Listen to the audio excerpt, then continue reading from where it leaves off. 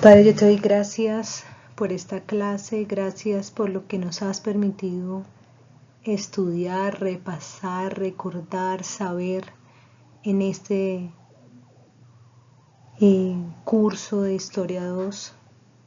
Gracias por todo lo que tú nos has enseñado, por la manera como cada vez nos abres más los ojos y nos acercas a entender profundamente la situación de tu casa, de tu novia, de tu iglesia en este momento. Gracias, Señor, por estos tiempos. En todo tiempo te damos a ti gracias. Exaltamos tu nombre, bendito Padre, Hijo, Espíritu Santo. Espíritu Santo, yo te pido que en este tiempo de la clase tú nos hables, tú nos muestres, tú nos guíes, tú nos ilumines, tú traigas verdades a nuestro corazón, a nuestra mente, nos hagas entender este tiempo como iglesia y nos llames, Señor, a un arrepentimiento, a un despertar, a movernos, a ser violentos en arrebatarle al enemigo el botín que tú nos has prometido. Que nada, Señor, nos frene, que por el contrario nosotros en este tiempo prediquemos a tiempo y fuera de tiempo de todas las maneras posibles. Por internet, por el celular, por el Facebook, por YouTube, por todas partes, Señor, por el teléfono, que de todas las maneras estemos siendo alimentados por ti y que podamos también dar las nuevas de salvación, de consuelo, de ánimo, de sanidad para este tiempo. Te doy gracias por esta clase, te doy gracias por esta parte que hemos estudiado de la historia, gracias por este tiempo que nos has permitido analizar estos temas. Yo te pido, Señor, que nos sigas enseñando, que hagas nuestro corazón sensible a tus verdades. Espíritu Santo, ven con tu sabiduría, con tu inteligencia, con tu amor, con tu poder y habla a cada uno de los estudiantes y a mi propia vida con esta clase. Te lo pido, Espíritu Santo de Dios. Para ti, solo para ti, sea la gloria, la honra, la alabanza en el nombre que es sobre todo nombre. En el nombre de Jesús. Amén. Iniciamos esta clase retomando lo visto en la clase anterior con nuestro tema principal y central de Historia 2, que es la Reforma. Vimos la clase pasada la Reforma con Lutero en Alemania, pero también alcanzamos a ver la Reforma en Suiza, en la Suiza alemana con Zwinglio y en la Suiza francesa con Calvino. Vamos a comenzar hoy con la Reforma en Francia. Y al respecto hay que decir lo siguiente. Al poco tiempo de consolidarse la Reforma protestante en Alemania, sus enseñanzas llegaron a Francia, por la cercanía que había con Alemania, donde estuvo Lutero, pero también por Calvino y su influencia y las ciudades donde él estuvo, que las nombré la clase anterior, Ginebra, Estrasburgo. Es así que entre 1555 y 1567 salieron de la llamada Academia de Ginebra cerca de 120 pastores con destino a Francia. Muchos franceses simpatizaban con la Reforma y huían de Francia para Suiza, para Alemania, con el fin de proteger sus vidas y capacitarse y regresar a sus lugares de origen para difundir sus conocimientos. En Francia hay que decir que, a pesar de la persecución de la monarquía de París en contra de los protestantes franceses llamados también hugonotes, el protestantismo se multiplicó rápidamente. Encontramos que en 1555 había una congregación cristiana evangélica en París y 4 años después existían en toda Francia 72. Para 1559 se contabilizaban alrededor de 400.000 protestantes, un número que se consideró suficiente para celebrar lo que ellos denominaron el primer sínodo general en París, donde se adoptó la doctrina calvinista y se estableció la forma de gobierno presbiteriano para las congregaciones locales. Recuerden que este tema de gobierno presbiteriano en las congregaciones fue un tema principal con Calvino.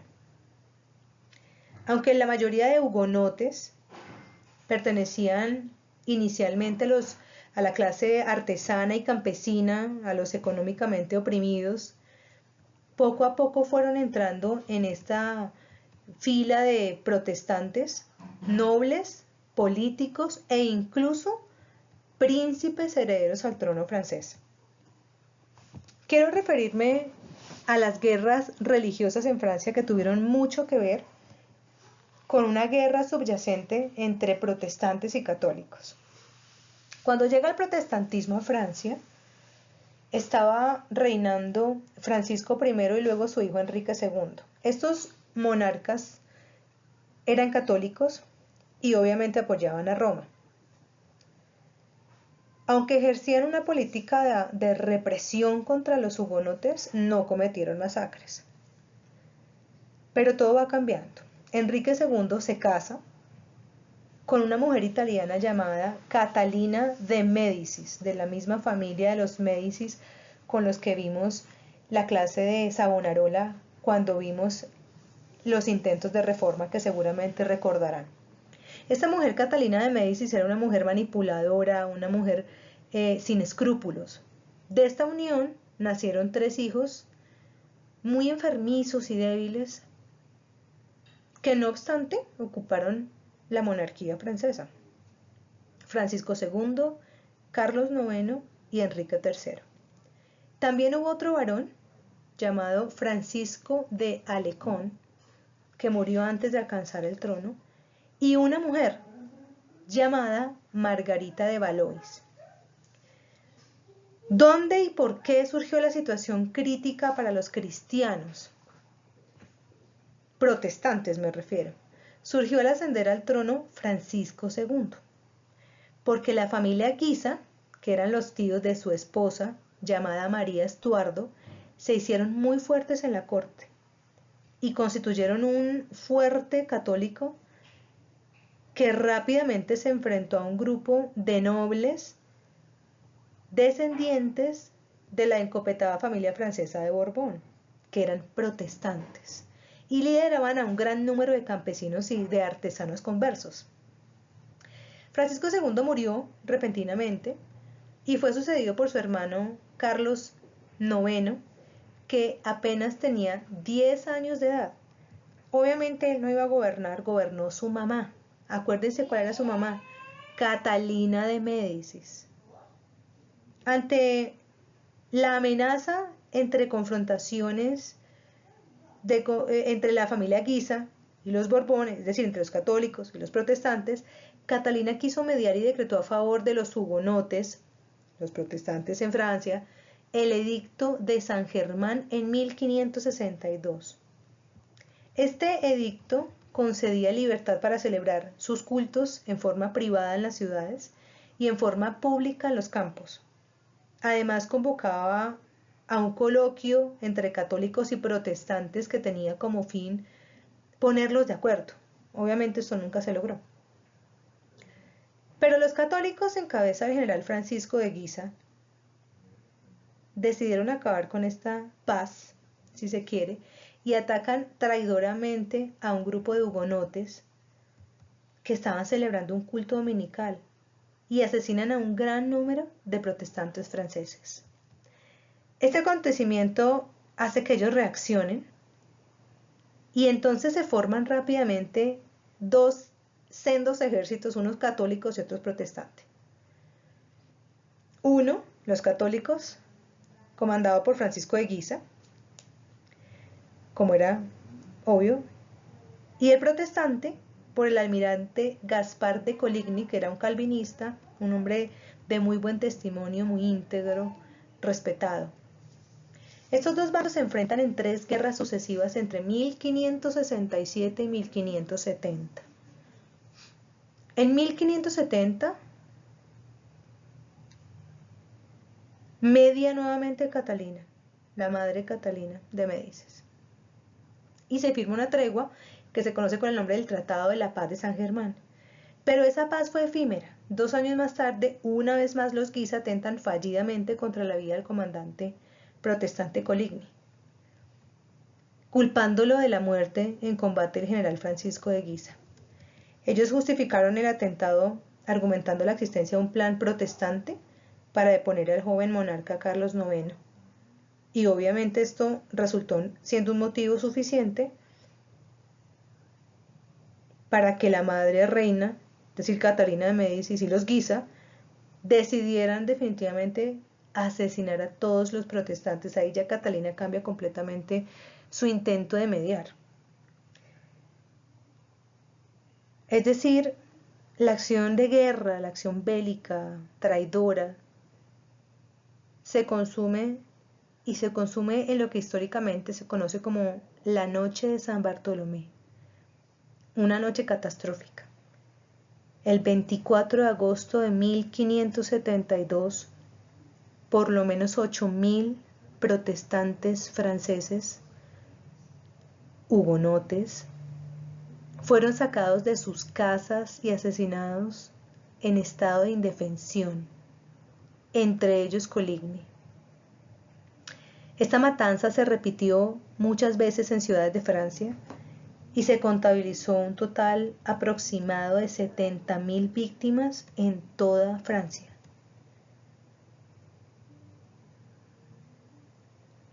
Y lo peor es que esta mortandad, este genocidio, fue celebrado por los círculos católicos y por el Papa. Al poco tiempo muere Carlos IX por la carga de conciencia de la noche de San Bartolomé, y entonces es coronado su hermano Enrique III, quien consideró conveniente hacer la paz con los hugonotes y les concedió libertad para ejercer su culto en toda Francia, con excepción de París. Obviamente los católicos no estuvieron contentos y, comandados por la familia Guisa, la de siempre, armaron una vez más un ejército. Además establecieron un pacto con el Papa, que llamaron la Santa Alianza, que tenía como fin acabar con los protestantes. De ahí siguieron 4 guerras religiosas entre católicos y protestantes franceses, donde se constituyó lo que se llamó la Alianza entre 1573 y 1580. Pero en 1584, el único hermano vivo de Enrique III, Francisco de Alecón, moría repentinamente. Se los mencioné al inicio. Y esta circunstancia hacía que el legítimo heredero al trono de Francia, cuando muriera Enrique III, fuera el protestante calvinista Enrique de Borbón, el esposo de Margarita de Valois, la hermana del monarca francés. Pero los católicos de Francia no permitirían un rey protestante. Y por eso, con papeles falsos, acreditaron que debía Enrique de Guisa ser el aspirante católico al trono de Francia hacia el futuro. Y así fue que hubo un combate entre los 3 Enriques: Enrique de Guisa, el candidato a los católicos, al que acreditaron con papeles falsos; Enrique III, el monarca en ejercicio; y Enrique de Borbón, el que era el heredero legítimo al trono francés, pero es que era protestante. Este combate se constituye en la 8ª guerra religiosa en Francia y se conoce en la historia como la Guerra de los 3 Enriques, y fue ganada, luego de la muerte en batalla de los otros 2, por el de Borbón, es decir, por el legítimo, quien se corona rey de Francia y toma el nombre de Enrique IV. Cuando él ascendió al trono, renegó de su fe cristiana protestante y se tornó al catolicismo a consecuencia de las presiones políticas. O sea, teníamos toda la esperanza, ¿verdad?, en él, pero acá el tema que subyace era realmente el poder político. Sin embargo, este hombre, Enrique de Borbón, no se olvida de sus antiguos consiervos y por eso firma el edicto de Nantes el 2 de mayo de 1598, importantísimo, porque concedía libertad de culto a los hugonotes y disponía que ellos pudieran ejercer cargos públicos.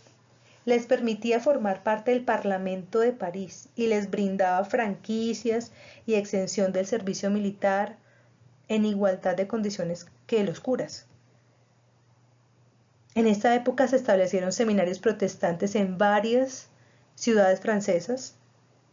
Varias ciudades francesas también fueron entregadas para que vivieran en ellas los hugonotes y quedó derogada una antigua disposición que obligaba a los hijos de los hugonotes a recibir enseñanza católica. Después de casi un siglo de prosperidad para el cristianismo protestante, el rey Luis XIV revoca el edicto de Nantes en 1685. La iglesia protestante queda reducida a una condición de mártir, de perseguida, de humillada, hasta antes de la Revolución Francesa. Muchos de sus miembros de los hugonotes son exiliados. Se dice que el rey Luis XIV estableció un batallón especial, así se llamaba, que tenía como fin perseguir a los hugonotes hasta la muerte. La iglesia francesa tuvo que refugiarse en escondites, en cuevas, en subterráneos. Parecía esto como el Imperio Romano, cuando se escondía la iglesia igual. Y esta cacería cruel se mantuvo hasta antes de la Revolución Francesa, en 1789. Para 1802, la República Francesa reconoció constitucionalmente los derechos de las iglesias cristianas protestantes.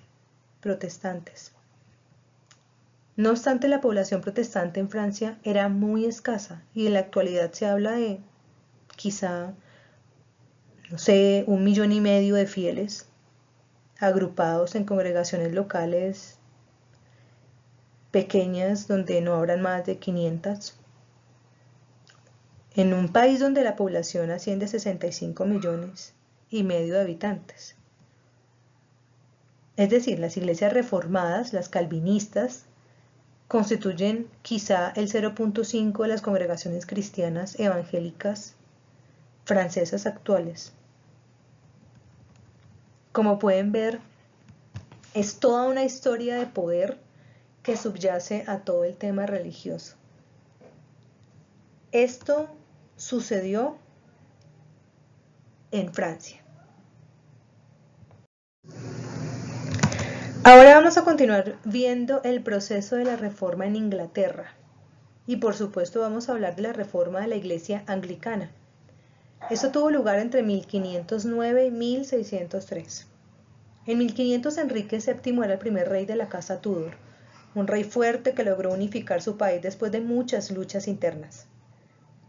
Y para consolidar la posición que él tenía, casó a su hijo Arturo con Catalina de Aragón. Catalina de Aragón era hija de Fernando e Isabel de España, los que apoyaron a Cristóbal Colón en el descubrimiento de América.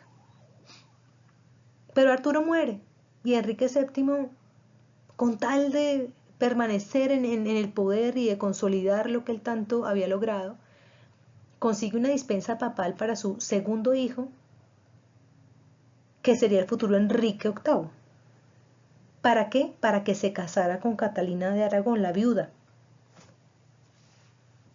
Transcurren los primeros años del siglo XVI, reina en Inglaterra Enrique VIII, que había contraído el matrimonio con la viuda de su hermano mayor, de cuya unión sale una única hija, María Tudor. Y pues Enrique no estuvo muy contento porque era mujer. Él quería era un hombre que le sucediera en el trono. Y motivado por esto y por la esterilidad posterior de su esposa, pero además por un amorío clandestino que había entablado con una mujer distinguida llamada Ana Bolena, Enrique solicita al Papa Clemente VII para la época la anulación de su matrimonio, pero Clemente se opone. Y entonces el monarca, bastante caprichoso, rompe con la Iglesia Católica y se proclama la independencia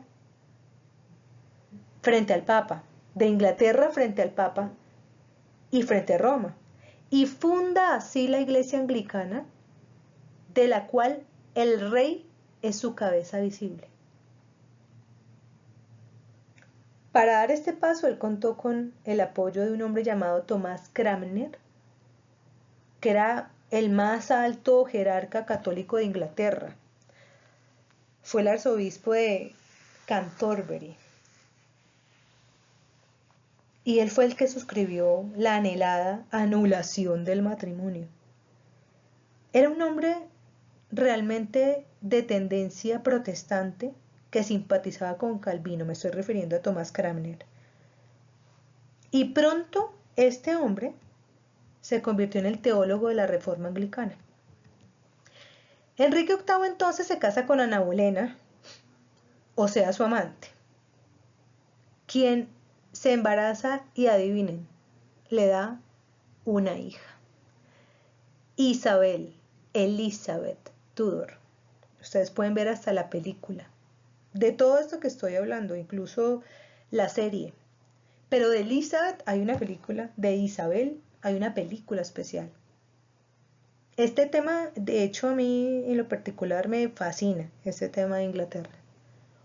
La película, eso sí, muestra los Tudor unos churros y francamente eran horribles.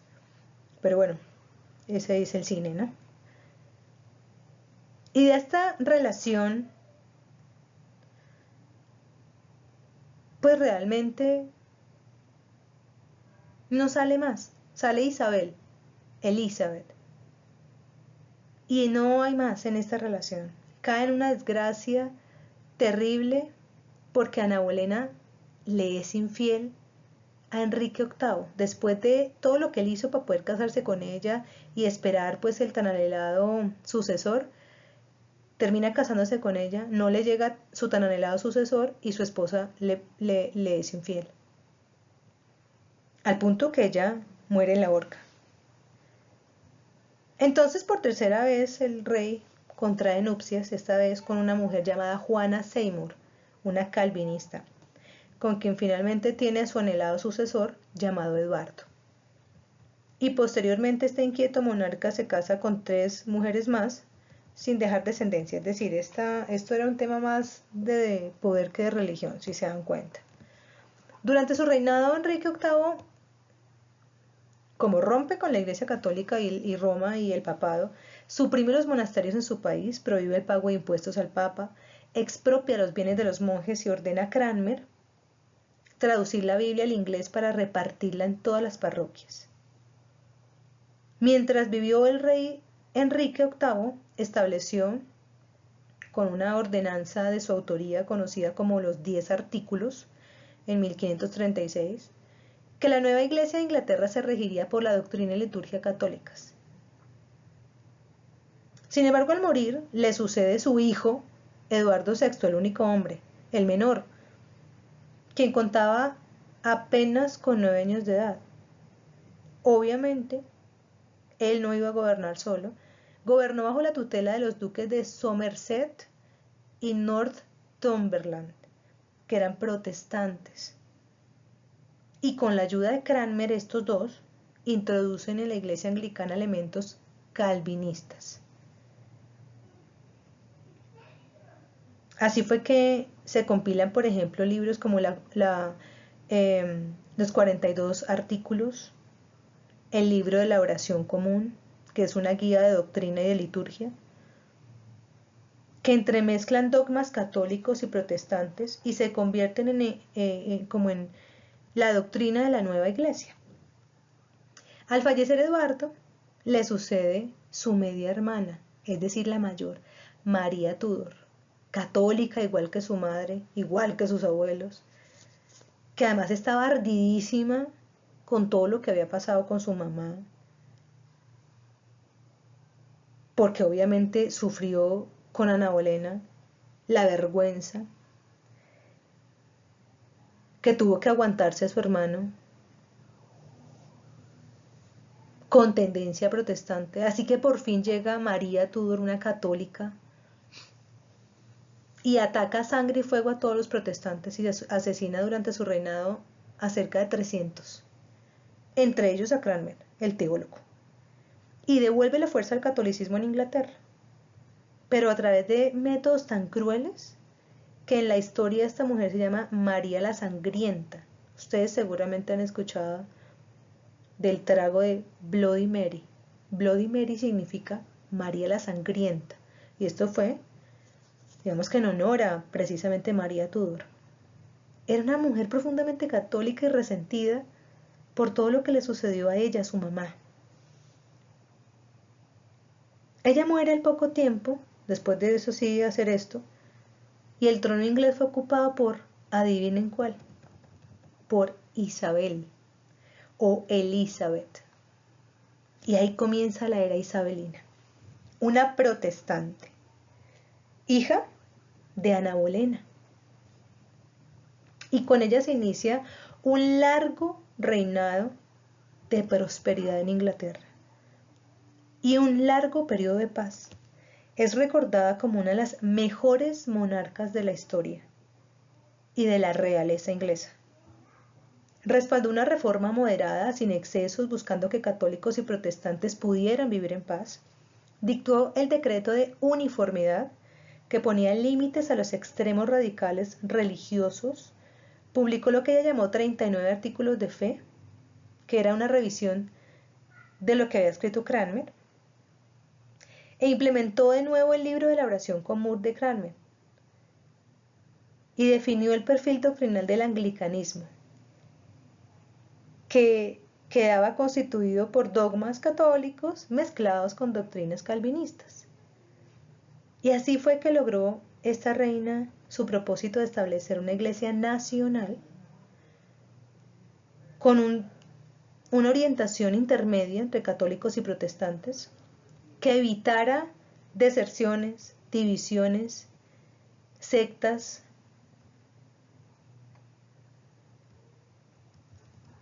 Voy a continuación a dar de alguna manera breve de qué trató esta reforma de la iglesia anglicana.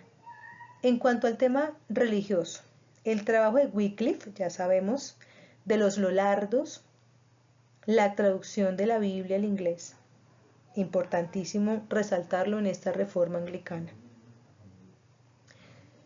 El trabajo de los humanistas como Juan Colet, Tomás Moro, Erasmo de Rotterdam, y los libros de Lutero vendidos en Londres. De esto fue que salió esta reforma anglicana, esta iglesia anglicana. Pero también de temas y de situaciones económicas donde no quisieron seguir diezmando, pagando impuestos a Roma a los católicos que estaban en Inglaterra. Es decir, los reformadores anglicanos. Por supuesto, esta reforma también fue producto de una situación política donde se quería la soberanía nacional por encima de Roma. Sin embargo, es considerada como una reforma moderada, sin guerras, donde el rey de Inglaterra o la reina se constituyeron en la cabeza de la iglesia. Importante decir eso porque parece fácil decirlo, pero imagínense que la cabeza de nuestra iglesia, de nuestras congregaciones, fuera el presidente Duque. Eso tiene todas unas consecuencias. Voy a nombrar las características del anglicanismo para que los tengamos mucho más presentes y concretas. Uno, sigue la doctrina calvinista en cuanto a la salvación.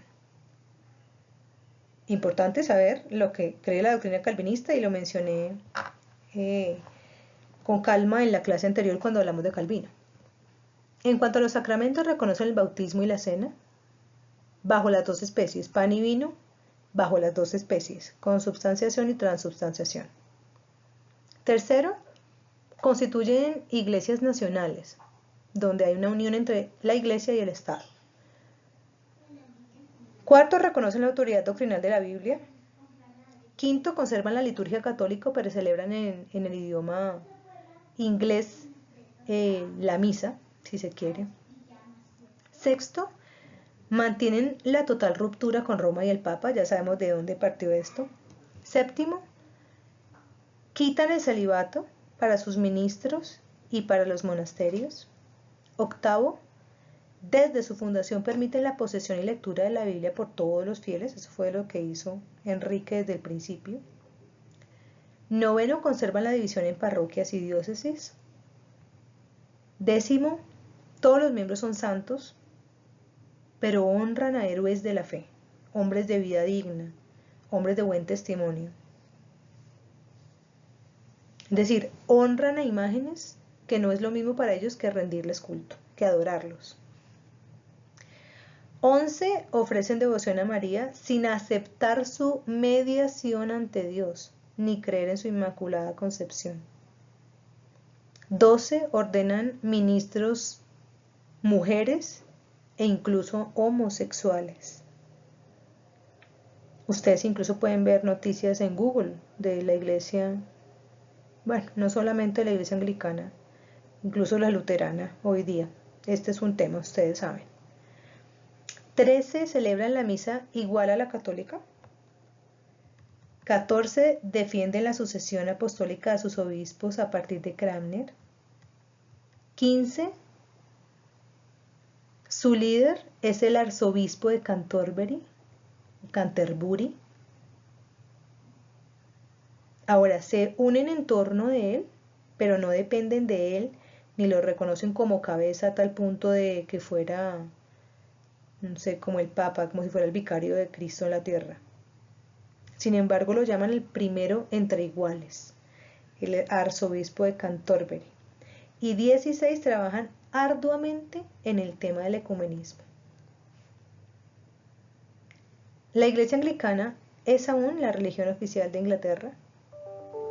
Luego del auge colonialista de Inglaterra en los siglos XVII y XVIII, se esparce por todo el mundo el anglicanismo. Actualmente más de 800 millones de fieles tiene esta iglesia.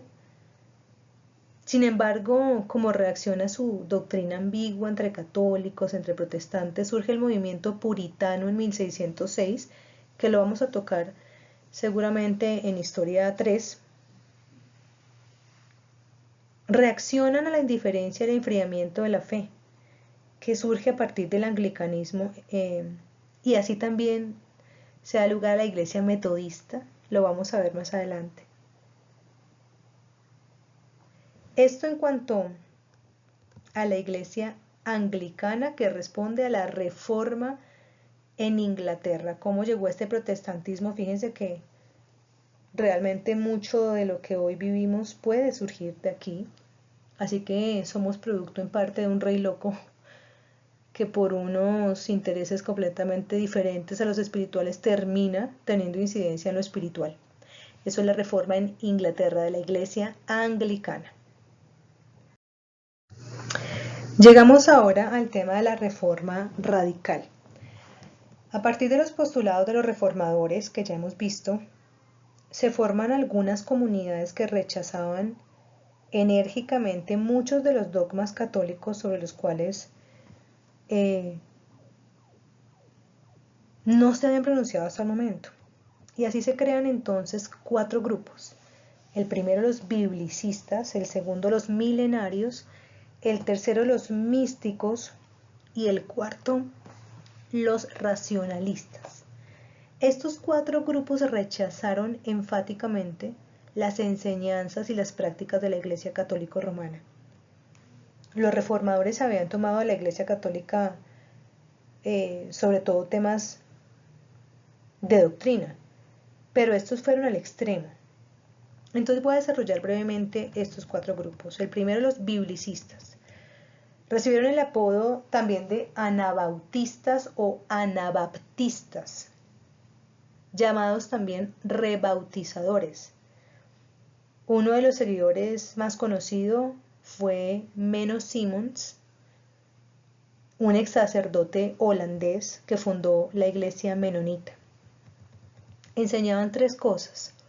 Primero, el rechazo al bautismo de los niños, ellos debían volver a bautizarse y por eso se habla de rebautizar a los adultos.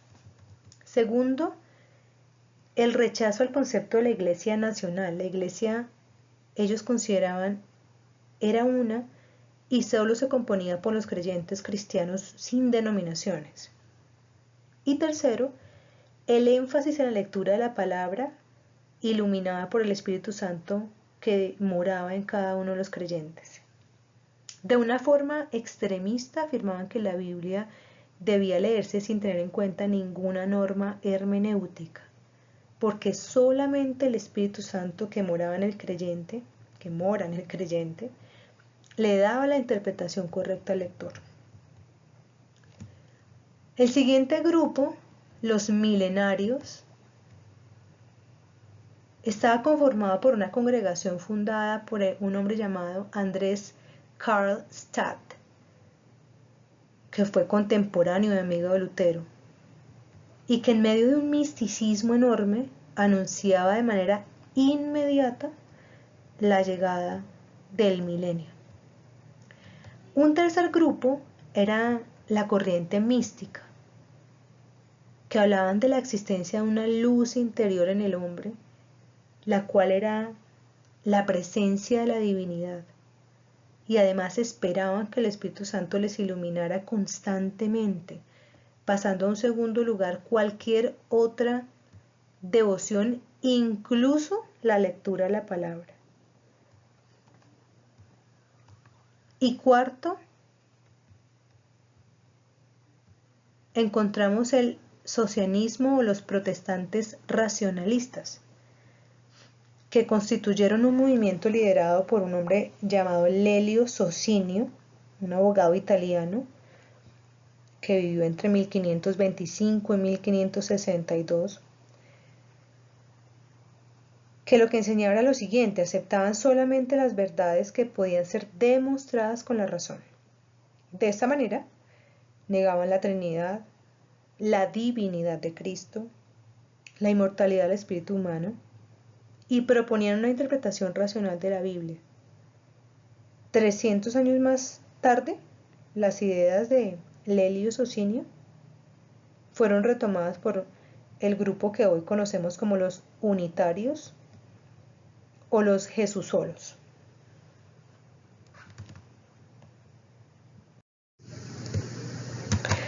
Y para cerrar este gran tema, este tema principal de todo el semestre, que es la reforma, obviamente tenemos que tratar qué pasó con la Iglesia Católica después de la reforma, y por eso vamos a hablar de la contrarreforma o reforma católica en el siglo XVII, que es la respuesta a todos los movimientos de reforma protestante en Europa, a los luteranos, a los calvinistas, a los anglicanos, a los radicales.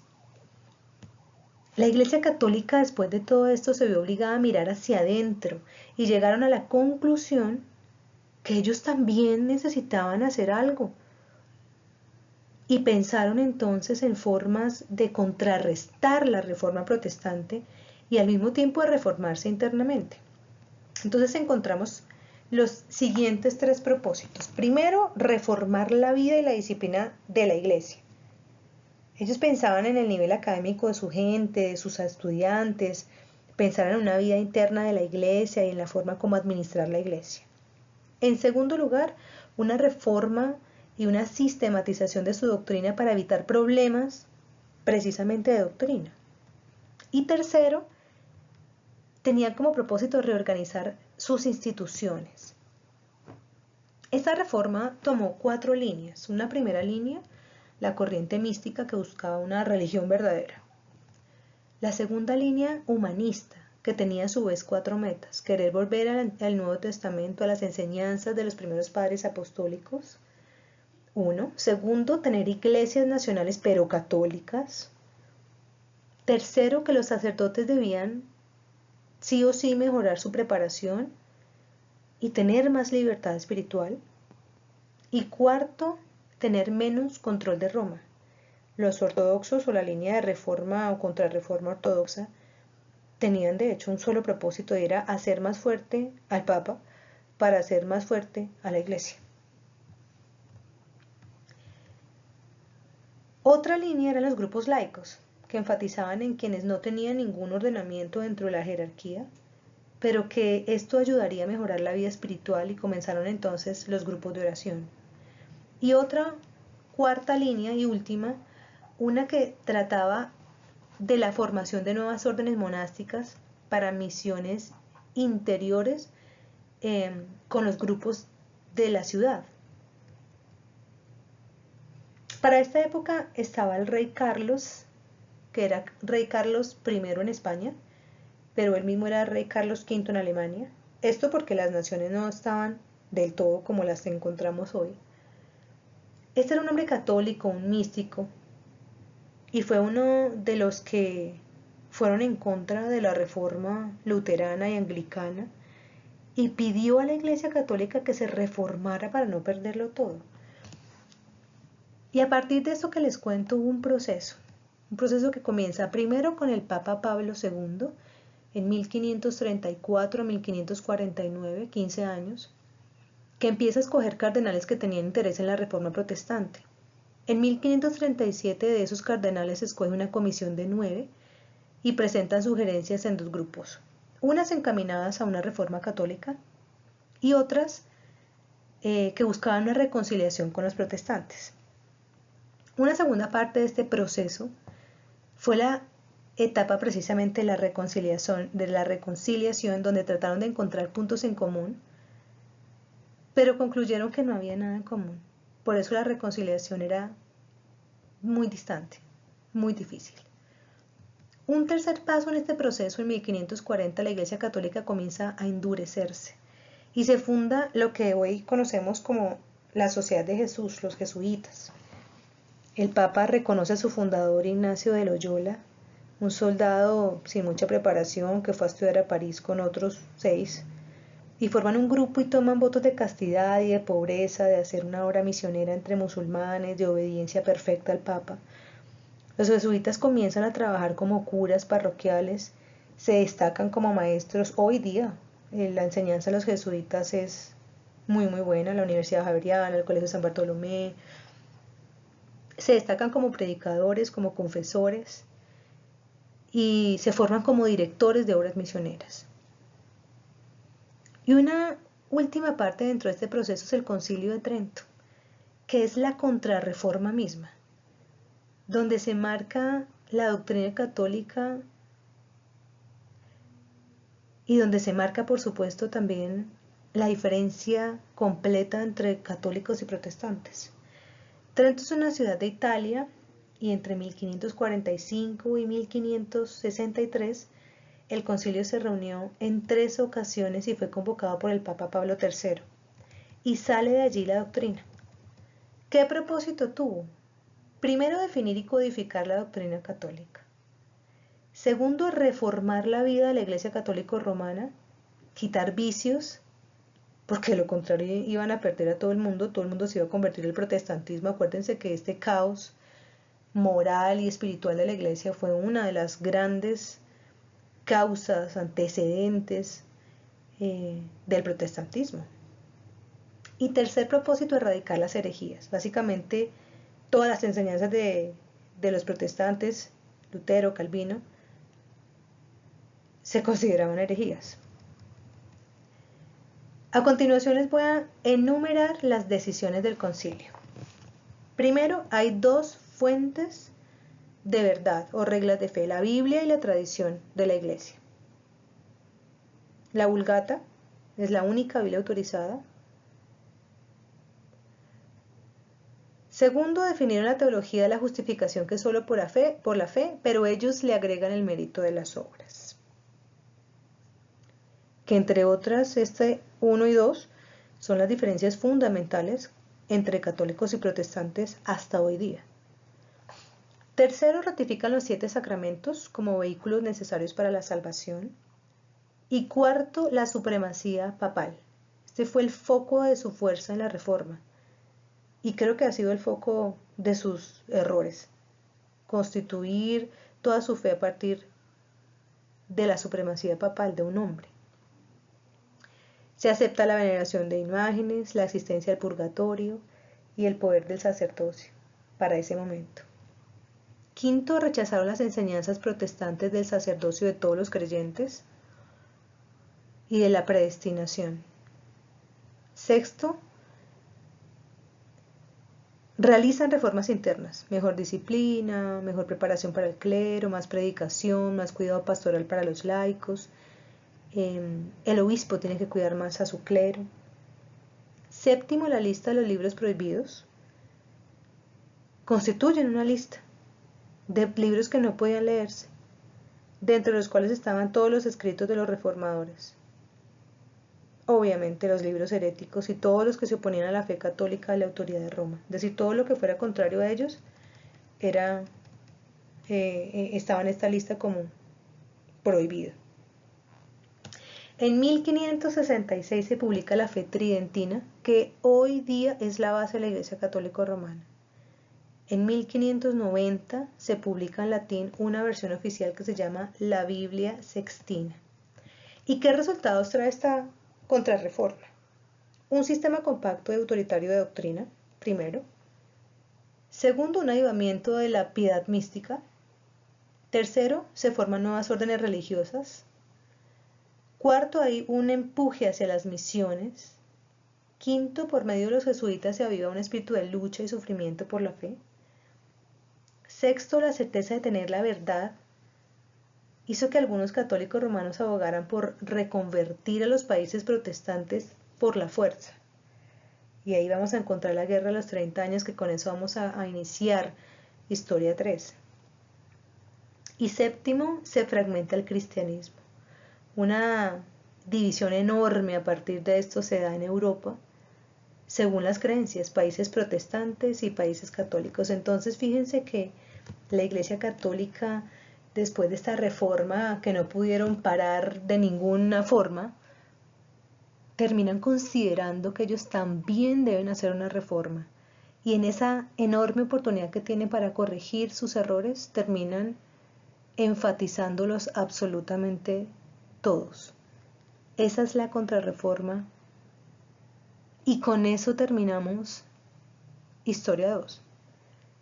Hemos visto el contexto de la reforma, sus antecedentes, sus intentos, la reforma misma, sus principales personajes, algunas características de esta reforma en Europa, en algunos países. ¿Qué pasó con la Iglesia Católica, la contrarreforma? Y creo que tenemos para analizar un montón de temas que si tuviéramos tiempo y estuviéramos juntos sería más fácil y mejor. Mucho que analizar de lo que sucedió en la Reforma y de lo que se necesita ahora. No solamente frente a la Iglesia Católica, realmente no, es lo que se necesita ahora en nuestra propia Iglesia evangélica, tan desunida, con tantos errores de doctrina, con tantas congregaciones de falsa doctrina que se suman al cristianismo y así lo ve la gente. Nosotros sabemos que somos diferentes a los testigos de Jehová, pero alguien de la calle cree que somos lo mismo.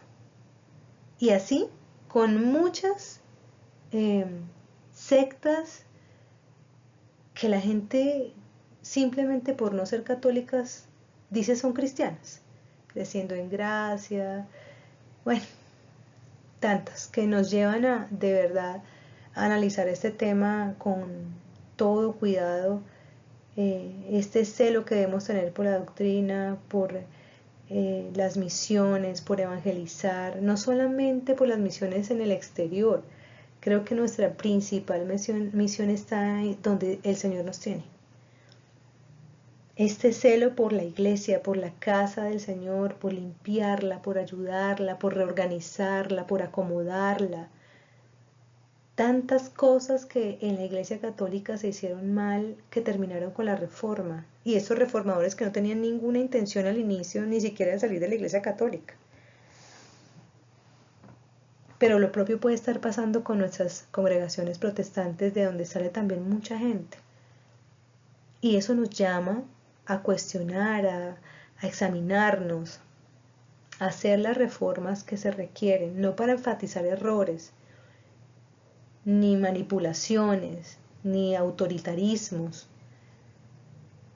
sino en serio para examinarnos y cambiar aquello que el Señor nos está llamando a cambiar, sobre todo en este confinamiento donde definitivamente lo que nos une es sí o sí Cristo, su Espíritu Santo, el Padre. De lo contrario, físicamente no estamos, pero estamos llamados en este estado a mirar al Señor, a mirar hacia arriba porque ya no tenemos dónde más mirar, a volverlo a buscar, a examinarnos, a dejarnos vivificar por Él y hacer la obra de Él en maneras que antes ni siquiera contemplábamos. Mucho nos enseña esta reforma, muchísimo que podemos nosotros pensar y repensar de lo que sucede hoy con la iglesia.